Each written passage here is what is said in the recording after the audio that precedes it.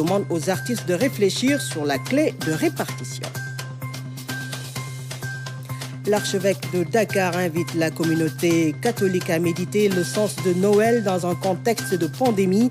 Monseigneur Benjamin Ndiaye a délivré son traditionnel message de Noël. La fête de la Nativité est célébrée ce 25 décembre. Puis rétrospective 2020, deuxième G ce soir. La rédaction revient pour vous sur les faits marquants de l'année qui s'achève. Et ce sera avec Anne-Marie Gomis. Bienvenue à tous. Le président de la République a reçu en audience la styliste Oumoussi. Elle est venue entretenir le chef de l'État de la réouverture des ateliers Lady de formation en technique traditionnelle et moderne du costume et de la parure. La styliste a également un projet historique relatif aux colons, rois et almamis. La voici à sa sortie d'audience. Je remercie le chef d'État de m'avoir reçu aujourd'hui en audience. J'ai évoqué réouverture des ateliers Lady, qui sont les ateliers de formation sur tout ce qui est technique traditionnelle et moderne, du costume et de la parure en Afrique et en Occident. Pour qu'il y ait des locaux, pour qu'on puisse former les jeunes, les empêcher de sortir du pays, les faire venir ici, de leur trouver un métier, un travail, une situation correcte et honnête. Et en même temps, les livres que je suis en train de préparer sur tout ce qui est roi et reine du Sénégal et tout ce qui est l'arrivée des colons, c'est-à-dire la manière dont ils sont arrivés ici, quel est le premier colon qui a fouillé les sols africains ou sénégalaises, et en même temps un autre livre qui va situer toute l'histoire des 33 alumni du Fouta. Ça veut dire que c'est 3 livres qu'on doit faire et faire les spectacles et le film en même temps qui m'a fait demander l'audience de voir le chef d'État pour pouvoir vraiment réaliser tous ces souhaits-là et en même temps vraiment pour le développement du pays et pour en même temps encadrer les jeunes et leur donner un métier. La styliste Oumoussi qui a été reçue en audience par le chef de l'État. L'archevêque de Dakar revient sur le sens de la fête de la Nativité dans un contexte de pandémie. Monseigneur Benjamin Ndiaye s'est adressé à la communauté catholique dans son traditionnel message de Noël. Voici Monseigneur Benjamin Ndiaye au micro de Moussa Mané. Chers fidèles du Christ, amis croyants, hommes de bonne volonté, et vous qui êtes en quête d'absolu, que l'Esprit du Seigneur soit avec vous tous, qu'il suscite en vous le penser et l'agir qui soient conformes à la volonté de Dieu. Que cet Esprit Saint, qui a inspiré en disciple du prophète Isaïe, pour qu'il annonce une année de bienfaits accordés par le Seigneur, avec les semences de justice et de louange, se répandent sur vous tous et sur vous, les blessés de la vie. Qu'il vous apporte santé dans votre corps, soulagement dans votre esprit, réconfort dans votre cœur et renouveau dans votre âme. Je pense à vous qui êtes impactés par la COVID-19, à vous qui avez perdu votre travail, à vous qui ne pouvez plus subvenir à vos propres besoins et aux besoins élémentaires de vos familles et de vos proches. Je pense à vous, chers enfants, en manque d'amour et de tendresse, c'est un temps d'épreuve qui nous fait faire l'expérience de nos limites, mais au cœur de nos nuits humaines, marquées par nos déviances, nos désarrois et nos pauvretés, l'Esprit Saint nous fait découvrir une autre nuit, la nuit sainte, au cours de laquelle il inspire des anges de Dieu pour qu'ils nous transmettent cette annonce merveilleuse. Aujourd'hui, dans la ville de David, vous est né un Sauveur qui est le Christ, le Seigneur. Et voici le signe qui vous est donné. Vous trouverez un nouveau-né emmailloté et couché dans une mangeoire. L'archevêque de Dakar, Monseigneur Benjamin Ndiaye, qui est revenu sur le sens de la fête de la Nativité en pleine pandémie. Il a délivré son message à la communauté catholique. L'intégralité de ce message après ce journal.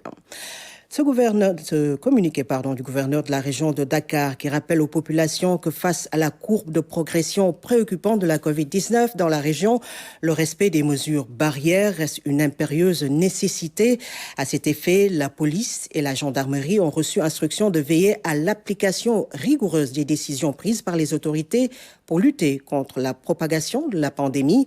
Il s'agit notamment de la surveillance systématique des plages et autres espaces concernés pour faire respecter l'interdiction de rassemblement, de l'intensification des opérations de contrôle du port du masque dans les services publics et privés, dans les lieux de commerce et les moyens de transport public, du contrôle des débits de boissons pour y faire respecter, d'une part, l'heure de fermeture édictée et d'autre part, les mesures barrières et autres restrictions.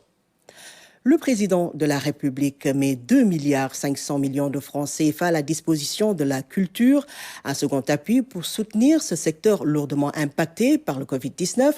Le ministre de tutelle l'a annoncé et a demandé aux deux coalitions représentant les artistes de réfléchir sur la clé de répartition d'Aïda Diar. 2,5 milliards de francs CFA mis à la disposition des artistes sensibles à leurs revendications. Le président de la République a décidé de les appuyer en ces périodes troubles pour leur métier.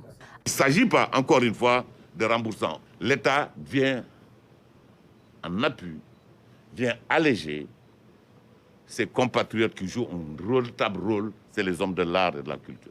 Nous mettrons tous autour d'une table pour pouvoir discuter ensemble pour éviter vraiment les couacs qui avaient eu lieu la dernière fois, pour améliorer cette répartition pour cette fois-ci. La coalition des acteurs de la musique demande une institution indépendante pour la distribution de ce fonds. Que les organisations professionnelles soient au contrôle, mais que l'État prenne ses responsabilités pour que ce fonds-là puisse être géré par une seule entité et qui n'est pas une organisation professionnelle. Avec la recrudescence des cas de Covid-19, le pays a opté pour des mesures de plus en plus restrictives. Pour les artistes, au-delà de la répartition de ce fonds, il est aussi question de tout faire pour favoriser la relance durable de ce secteur. Le Sénégal perd un brillant économiste. Pierre Ndiaye, secrétaire général du ministère de l'économie, du plan et de la coopération, est décédé hier soir à Dakar. L'on salue la mémoire d'un illustre cadre de l'administration, Ousmane Garifay. Le ci-devant secrétaire général du ministère de l'économie s'est éteint cette nuit à l'hôpital principal, et ce dans la surprise générale, tant l'histoire s'est semblée accélérée. Dans les milieux économiques comme politiques, la nouvelle a fait l'effet d'une bombe. Pour nombre de Sénégalais, en plus d'être un homme discret, c'est un planificateur hors pair, doublé d'un prévisionniste chevronné qui tire sa révérence, laissant derrière lui l'immense chantier de la relance économique post-Covid, marqué par le pape II dont il aura été l'un des plus gros artisans. L'administration, pour sa part, se voit fracasser l'une de ses branches les plus importantes. Sur les réseaux sociaux, les témoignages sont unanimes qui saluent un cadre d'une exquise générosité dont les interventions et l'expertise ont fortement contribué à la mise en place et la consolidation de l'unique référentiel de politique publique aujourd'hui en vigueur au Sénégal. Pierre, le PSE le connaît tout comme le secteur multilatéral, du Club de Paris à la Banque mondiale en passant par le Fonds monétaire international. Le défunt secrétaire général a été de tous les combats pour l'émergence et le rayonnement international du Sénégal. C'est donc dans un élan unanime que le pays tout entier s'incline aujourd'hui devant sa mémoire au moment où il s'apprête à rejoindre, et ce pour l'éternité, son terroir natal. Pierre Ndiaye repose désormais au village de Loulimba Faye dans la commune de Sandiara. Les ministres Amadou Hott et Abdoulaye Daouda Diallo ainsi que d'autres personnalités de l'État l'ont accompagné à sa dernière demeure. Le chef de l'État a pour sa part décidé d'honorer sa mémoire. L'École nationale de la statistique et de l'analyse économique va porter le nom de ce brillant ingénieur statisticien. Nous écoutons le témoignage du ministre de l'économie Amadou Hott au micro de Aram Ndao. Un grand commis de l'État, un homme compétent, un homme courtois, un homme humble, qui a œuvré vraiment à contribuer au développement socio-économique de notre pays. Et Pierre Ndiaye, je l'ai connu en 2013, lorsque j'étais directeur général du FONSIS. C'était l'un des premiers administrateurs du FONSIS représentant l'État à l'époque. Et Pierre Ndiaye s'est toujours distingué par sa qualité d'écoute, mais la qualité également de ses interventions, étant toujours prêt a donné son avis de la manière la plus objective possible. Pierre Ndiaye, c'était également quelqu'un qui était très généreux. Tous les témoignages que je peux faire sur lui ont été confirmés lorsque nous sommes allés dans l'après-midi auprès de sa famille pour apporter notre compassion et également apporter la compassion de l'État, les condoléances du président de la République, son Excellence Macky Sall, les condoléances de toute la nation, les condoléances de tout notre ministère, du ministère également des Finances et du Budget. Je suis parti avec mon collègue, le ministre des Finances et du Budget, pour représenter l'État, représenter le président de la République qui connaissait très bien également Pierre Ndiaye. Tout notre secteur privé, toute la coopération internationale, tous les acteurs économiques du secteur formel ou informel connaissaient le grand monsieur, le grand homme que Pierre Ndiaye était. Et d'ailleurs, le président de la République, pour pérenniser vraiment sa mémoire, a décidé de donner le nom de Pierre Ndiaye à l'école de statistique qui est au niveau de l'ANSD. Pierre Ndiaye fut l'un des plus brillants statisticiens du Sénégal et même d'Afrique, si je peux me permettre. Et c'est un geste important, symbolique, mais qui nous permettra de nous rappeler toujours de ce cher collègue, cher ami, généreux. Donc nous sommes allés présenter nos condoléances à sa famille dans son village où il a été inhumé cet après-midi, son village de Loulimba Faye, dans la commune de Sandiara, avec les autorités locales et également ses amis, sa famille et ses proches.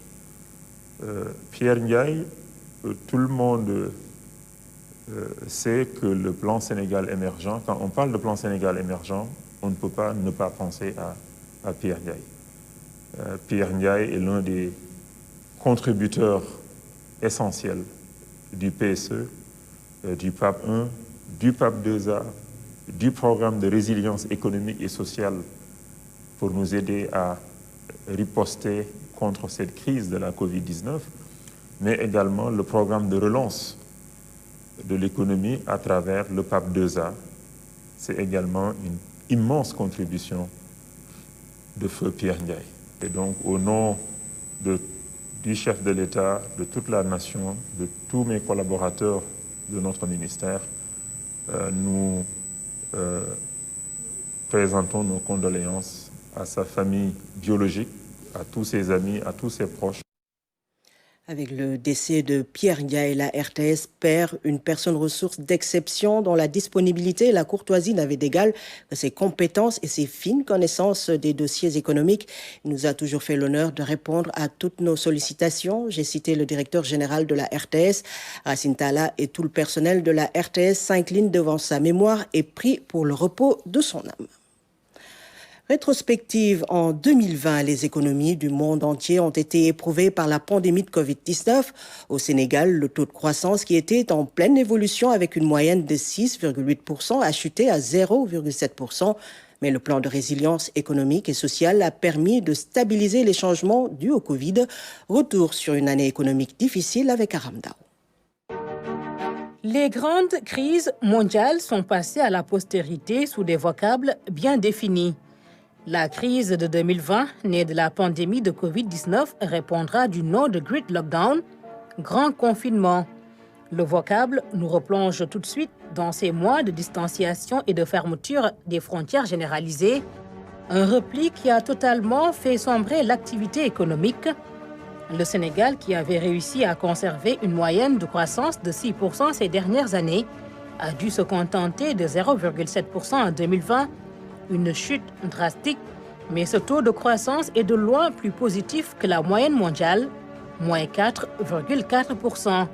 Si le Sénégal a pu sauver la face et qu'il a vite sonné la riposte, le programme de résilience économique et sociale porté par le Fonds Force Covid-19 de 1000 milliards a été mis en branle pour soutenir les ménages, la diaspora et les entreprises. Il n'en fallait pas moins, le marasme n'a épargné aucun secteur. L'État ne vous abandonnera pas, dixit le chef de l'État au soir du 3 avril. Le presse, mis en place en urgence, va dérouler un ensemble de programmes d'injection de liquidités et de facilités fiscales pour les entreprises. Objectif, leur remettre de la trésorerie pour sauvegarder les emplois. Les mesures de résilience ont également touché le secteur du transport aérien, lourdement affecté par la fermeture des frontières. Pendant ce temps, le Sénégal a bénéficié des droits de tirage spéciaux du FMI, 266 milliards de francs CFA obtenus dès le mois d'avril. Notre pays a également participé à l'initiative de suspension du service de la dette, une suspension temporaire qui a permis de libérer 90 milliards. Le plaidoyer se poursuit pour l'annulation de la dette publique africaine. En attendant, le Sénégal, qui a tiré les enseignements du Covid, tient à se suffire dans plusieurs domaines. Le plan d'action prioritaire a été ajusté et accéléré à cet effet. Les nouvelles priorités, la souveraineté alimentaire, sanitaire, pharmaceutique, l'industrialisation, la digitalisation. Sur les 14 712 milliards du PAP 2A, plus du tiers est réservé au secteur privé. En 2020, le Sénégal a donc subi une crise inédite. 2021 s'ouvre d'ailleurs sur un triptyque assez combatif.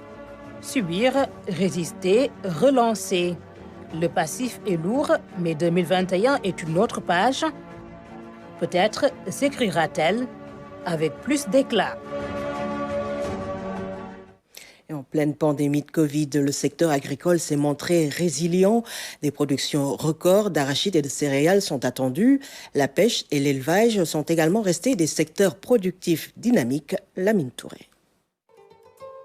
S'il y a un secteur qui s'est le mieux ajusté toute sa puissance en cette période de crise sanitaire, c'est sans nul doute celui de l'agriculture. Malgré un contexte socio-économique difficile, l'agriculture sort du lot avec des résultats significatifs, des récoltes en hausse dans presque toutes les filières.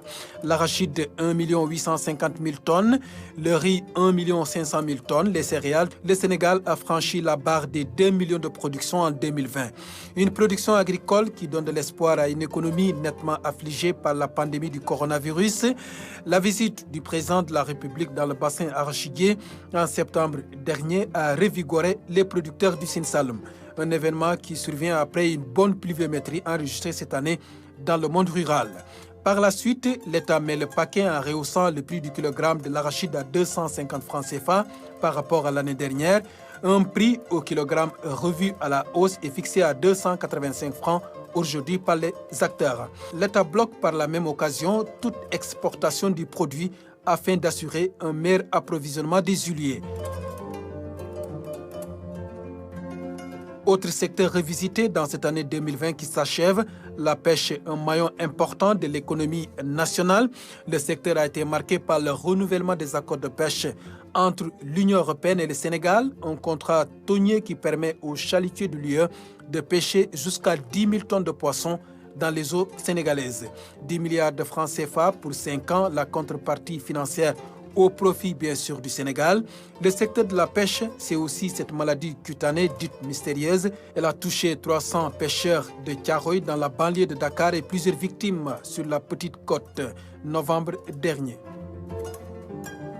Des recherches, pas des moindres, ont été diligentées cette fois-ci dans le domaine de l'élevage pour assurer une fourniture correcte du marché en bétail, surtout en période de tabaski.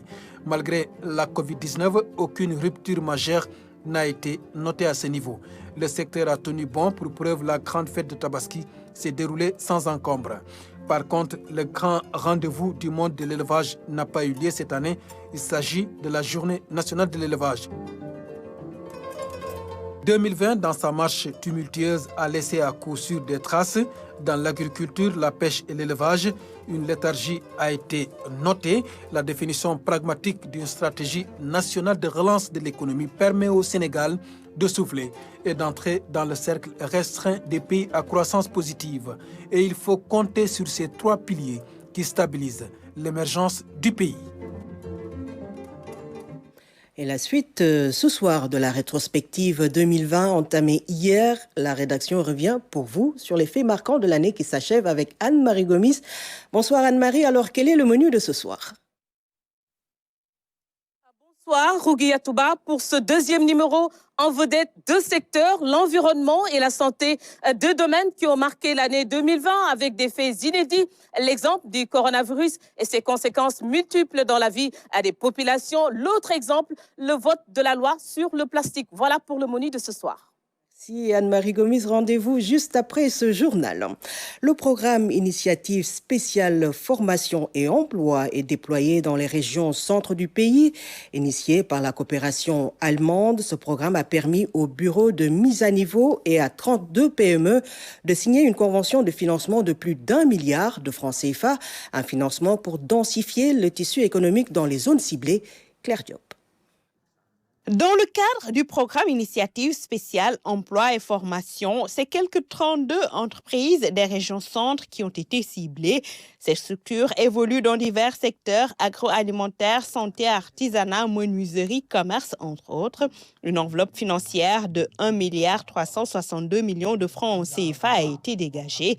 L'objectif visé est de favoriser la croissance du chiffre d'affaires de ces entreprises, d'améliorer leur taux de marge nette et surtout d'augmenter leur capacité de production. C'est un programme qui est initié par la coopération allemande au profit du gouvernement du Sénégal pour le compte des entreprises, des petites et moyennes entreprises du centre du Sénégal, des régions centre du Sénégal et de Dakar, et qui ambitionne l'objectif de densifier le tissu économique de ces régions-là. La démarche est pertinente, notamment dans ce contexte de relance des activités économiques. Les stratégies novatrices déployées à cet effet renseignant sur l'intérêt tout particulier que l'État du Sénégal accorde à ce programme. Le choix du bureau de mise à niveau et la CIZ pour piloter ce programme autorise tous les espoirs. Le bureau de mise à niveau constitue une plateforme d'appui et d'assistance technique aux entreprises dans notre pays. Le ministre en charge du commerce a présidé la cérémonie. L'autorité est largement revenue sur les impacts du projet lancé il y a un an. 52 petites et moyennes entreprises localisées dans les régions de Dakar, Diourbel, Fatick, Kaffrine et Kaolack et Thiès sont bénéficiaires du programme. 2,849 milliards 489 117 francs CFA d'investissement approuvés pour les 52 PME, 1,246 milliards 237 827 francs CFA de primes octroyées aux 52 PME, 258 892 942 francs de primes effectivement versées aux PME à titre d'incitation et d'encouragement à l'investissement en l'espace de 6 mois. Le projet cherche à promouvoir le développement et la compétitivité des petites et moyennes entreprises. À cela s'ajoute la création d'emplois décents et durables pour les femmes et les jeunes notamment. Cette convention va booster les structures bénéficiaires pour l'amélioration de la qualité des produits et services proposés. L'autopont de Yoff est ouvert à la circulation, long de plus de 400 mètres avec 2 voies. Il est réalisé dans le cadre d'un programme de construction d'ouvrages en vue d'améliorer la mobilité urbaine à Dakar. Hamidou Diop. Il s'allonge sur 405 mètres, l'autopont de Yoff. Les automobilistes attendaient que l'infrastructure soit opérationnelle. Elle est ouverte à la circulation. L'autopont, en 2 fois 2 voies, va améliorer considérablement la circulation. C'est le programme important de réalisation des autoponts. Cité Gorgui a été mise en service, Saint-Lazare a été mise en service. Aujourd'hui, c'est l'autopont de Yoff avec tous ces aménagements qui seront réalisés. Demain, ça sera donc Cité Lobat-Fall. Après-demain, ça sera ailleurs. Un important programme, en tout cas, qui sera déroulé à l'échelle nationale. La mobilité urbaine, une réalité désormais à Yoff pour les automobilistes et les riverains qui, pendant longtemps, ont vécu le calvaire des embouteillages. Très bonne nouvelle. Vous savez qu'au Sénégal, il faut vraiment décongestionner les routes. Parce qu'en fait, sans cela, vraiment, nous allons perdre vraiment des milliards par rapport à l'économie. Et vous constatez que depuis pratiquement 9 mois, moi, je suis un riverain, j'habite ici à côté à Westphare, nous sommes confrontés à des problèmes de déplacement. Aujourd'hui, c'est un grand jour, c'est l'ouverture du pont. C'est un soulagement, c'est une fierté. Tous ces temps-ci, c'était vraiment difficile de passer par là. Mais heureusement, avec l'ouverture du pont, on sera vraiment soulagé. L'autopont de Yoff fait partie des ouvrages réalisés par l'entreprise française Matière pour améliorer le trafic à Dakar. Pour l'État du Sénégal, à côté de la réalisation d'infrastructures, il y a un important volet transfert de technologie avec l'usage de l'Unibridge. La prise en charge sanitaire des populations de la commune de Ourour a été renforcée. La localité dispose désormais d'une ambulance médicalisée, de matériel médical de dernière génération. Les bénéficiaires magnifient ce geste qui vise à améliorer leurs conditions de vie. Claire Diop.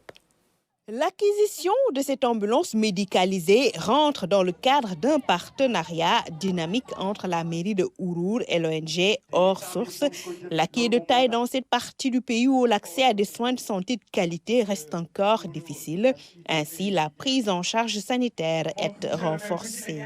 Nous venons de réceptionner une ambulance médicalisée, toute neuve, plus du matériel médicalisé. C'est des lits médicalisés qui coûtent une fortune. Aujourd'hui, je ne peux même pas parler de montant. Tellement le matériel est important, parce qu'on parle aujourd'hui de 20 lits médicalisés. C'est des lits qu'on utilise pour faire de la réanimation. Aujourd'hui, cette ambulance peut transporter un malade, quelle que soit la gravité de la maladie. À cela s'ajoutent d'autres équipements tels des tables d'accouchement, boîtes de pansement, tensiomètres, spéculum, escabeaux, bureaux, chaises, poubelles, entre autres. La santé étant une compétence transférée, des initiatives sont entreprises pour améliorer considérablement la santé des populations locales. On a une commune tellement vaste, constituée de plusieurs villages, une quarantaine de villages. Les gens quittent des dizaines de kilomètres, voire 15 kilomètres pour aller se soigner. Le président Macky Sall parle de proximité. Il faut que les services sociaux de base se rapprochent de plus en plus des populations. C'est pourquoi après le poste de Ourour et le poste de Koloban, on a décidé d'ériger 2 cases de santé en poste de santé, notamment au niveau du village de Gouetch-Serer et de Mande-Kermignan, pour que ces populations qui sont loin, qui habitent à des zones lointaines par rapport au poste de santé, puissent se rapprocher des structures de santé avec un ICP sur place et une sage-femme. Le geste est bien apprécié par le personnel sanitaire. L'ambulance au-delà de Ourour va desservir tout le département de Guinguinéo. Le matériel de dernière génération reçu va permettre l'équipement de l'ensemble des postes de santé de la commune de Ourour. Un mieux-être des populations locales est visé. Le directeur général de l'APS décline les nouvelles ambitions de l'agence de presse sénégalaise qui devient société nationale. Thierno Birahim Fall présentait ses vœux au personnel. Une cérémonie au cours de laquelle l'APS a célébré ses agents qui prennent leur retraite. Elle a aussi offert des cadeaux aux enfants des agents. C'était déjà Noël à l'APS, nous dit Kaltom Gay. Les anciens et les tout-petits à l'honneur à l'agence de presse sénégalaise. Les agents qui, après plus de 30 ans de loyaux et bons services, reçoivent la reconnaissance. Il faut les célébrer, les récompenser et donc saluer leurs efforts pour qu'ils servent d'exemple à la nouvelle génération. Voilà, donc c'est des modèles d'engagement, c'est des modèles de constance parce que quand même ils auraient pu monnayer le talent ailleurs, mais ils ont choisi le service public.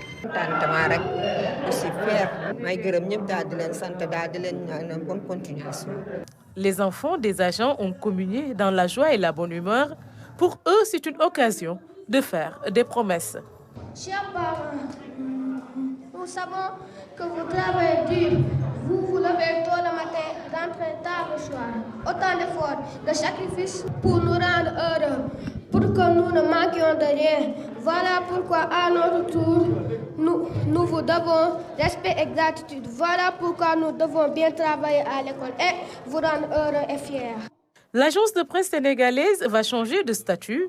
La structure est désormais une société nationale. Cette évolution demande plus de responsabilités.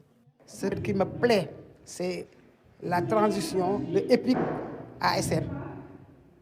Parce que nous, nous, anciennes de l'APS, on l'a combattu pendant plusieurs années. Et cette société nationale aussi nous donne beaucoup plus de marge de manœuvre et de capacité de mobilisation de ressources. Et quand même, il faut que les travailleurs de l'APS qui, au quotidien, mènent un travail remarquable de collecte et de diffusion de l'information, donc soient mis dans les meilleures conditions de travail en termes d'équipement, en termes de matériel, en termes de rénovation de leur infrastructure. Le directeur général, les agents et leurs familles respectent ainsi la tradition. Des cadeaux ont été remis aux agents partis à la retraite. Les enfants également ont reçu leur part, le tout dans une bonne ambiance. Après 10 mois de négociations, l'Union européenne et le Royaume-Uni ont conclu ce jeudi un accord historique sur leurs futures relations commerciales.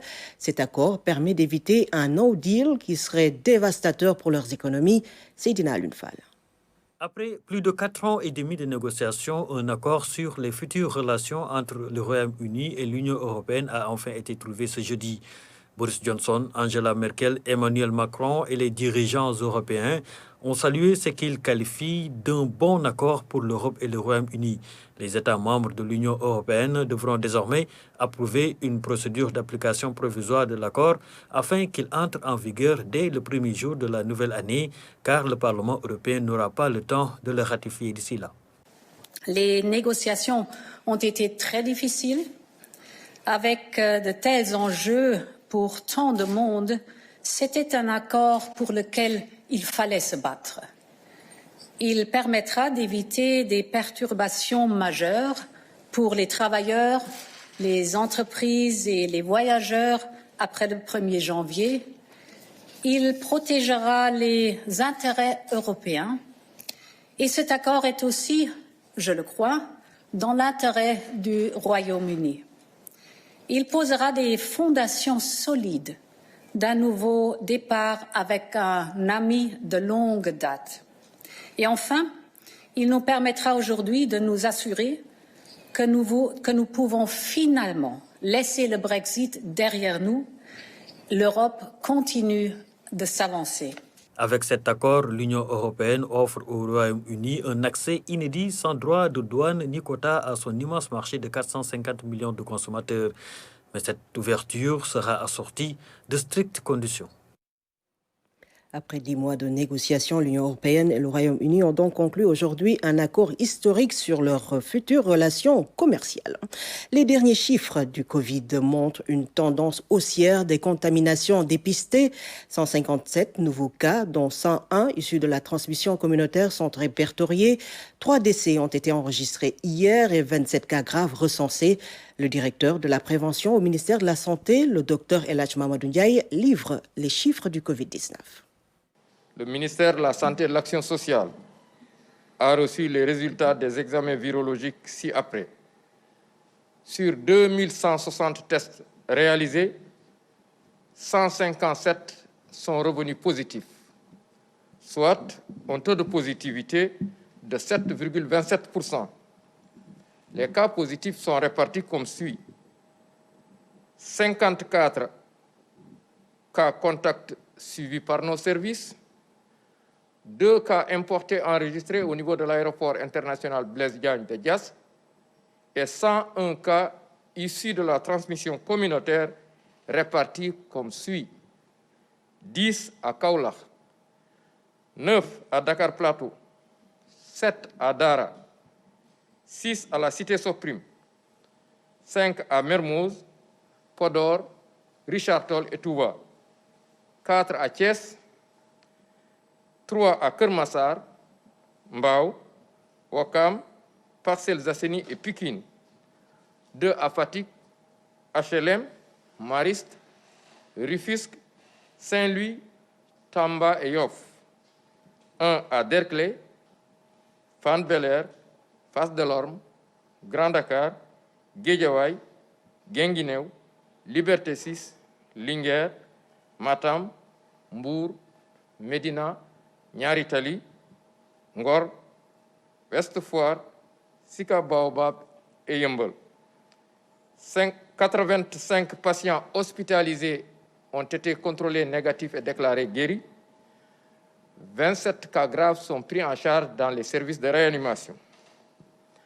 3 décès ont été enregistrés ce mercredi 23 décembre 2020. L'état de santé des autres patients hospitalisés est jugé stable. À ce jour, 18 200 cas ont été déclarés positifs, dont 16 742 guéris, 381 décédés et donc 1076 patients sous traitement. Le ministère de la Santé et de l'Action sociale exhorte les populations au respect strict des mesures de prévention individuelle et collective, le port correct de masques bien ajustés couvrant la bouche et le nez, le lavage fréquent des mains à l'eau et au savon, l'usage de gel de qualité pour la désinfection de vos mains, le recours précoce aux structures de soins ou bien consulter un personnel de santé qualifié à la moindre maladie et surtout éviter l'automédication. La mutation du virus responsable du Covid-19 suit un processus naturel, processus lié à sa composition génétique. Au Sénégal, l'on n'est pas encore édifié sur le virus responsable de la deuxième vague de la pandémie de Covid-19.